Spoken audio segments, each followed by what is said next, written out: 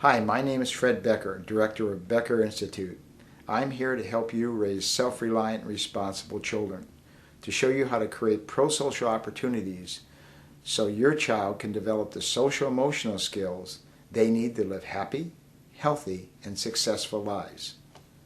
Today's email comes from a couple in Fairbanks, Alaska. We have two boys that are continually manipulating my husband and myself by asking one of us if they can do something, and when one says no, they go ask the other one and hound the other one until the answer is yes. We've told them to stop this activity, and we've even punished them when they continued, but it still doesn't seem to work. How can we stop this problem? Signed, Jack and Florence. So, you have a child who goes up to mom and says, "Can I do this?" Mom says no. They turn around and go right over to dad after mom says no and said, "Can I do this?" and convinces their dad to say yes, and then walks away and gets what they want.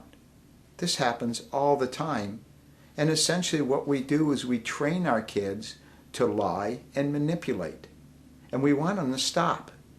So I want you to do something that's very easy to do. The next time your child asks you if you can do something, and let's say this is mom that they ask, "Can I go over to Cindy's house?" When the child asks you that, you say, "Let's go find your dad and see what they think."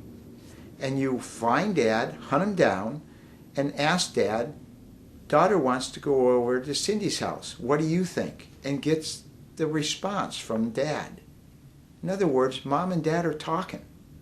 When dad says what he thinks, then he turns to mom and say, "Well, what do you think? This is what I think." After the discussion's over, since the child asked mom, mom turns to the child and says, "Your dad and I have decided the answer is yes," and the child gets to go. Or your dad and I have decided the answer is no, and you can't go. Now what this makes this child do is understand that they can no longer manipulate one parent against the other. It also teaches the child what negotiation, cooperation, and collaboration looks like. Because your children don't see this very much. All they see is an opportunity to manipulate and lie. And your children need to see collaboration, cooperation, and negotiation. So not only are you teaching them skills, you're also stopping the opportunity for the child to manipulate one against the other. You can enhance this by, if a parent's not home, by calling them on the phone and asking their opinion. Or including them in a statement such as, "You know, we discussed this before with your dad, and he said this, and I agree with him, so the answer is yes."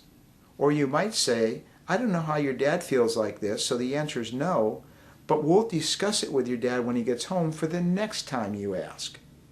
So this way you're including the other spouse in the conversation.